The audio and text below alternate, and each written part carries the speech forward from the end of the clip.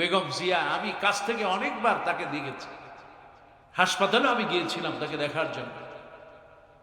সর্বশেষ তিনি যখন সুস্থ ছিলেন এবারকার হাসপাতালে।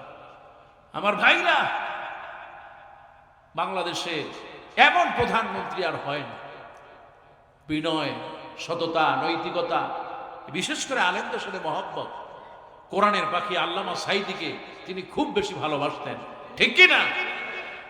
শহীদ প্রেসিডেন্ট জিয়াউর রহমান আলেমদেরকে ভালোবাসতেন।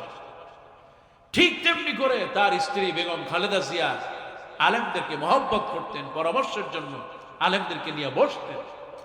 আমার মনে আছে আল্লামা সৈয়দ কামালউদ্দিন জাফরি হাফেজাহুল্লাহ যখন আল্লামা দিলওয়ার হোসেন সাঈদী রাহিমাহুল্লাহ বাংলাদেশ ইসলামী বিশ্ববিদ্যালয় এর অনুমোদন নিয়ে বেগম খালেদা জিয়ার কাছে গেলেন, তিনি কিছু প্রশ্ন করলেন না। যখন শুনলেন যে একটা ইসলামী বিশ্ববিদ্যালয় হবে, তিনি সাথে সাথে সিগনেচার করে দিলেন। সুবহানাল্লাহ।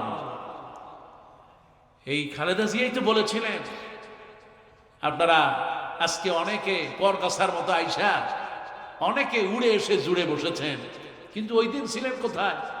যেদিন তার বাড়ির সামনে ট্রাক দিয়া ঘর থেকে বাইরে হইতে দেয়নি। কি বলেন, ঠিক কিনা?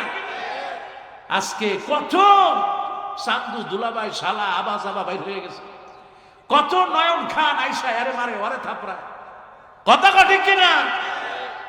ওই দিন কইছিলেন, ওই সময় আইসা দুইটা মারতেন, তখন তো আপনার এই বিশাল দাড়ি, এই বিশাল চুল। কি আমি কি বলেছি ভুল? আজকে তার চেহারা ছিলেন কোথায় সেই দিন? ওই দিন বেগম জিয়া বলেছিলেন, বাড়ি কোথায়?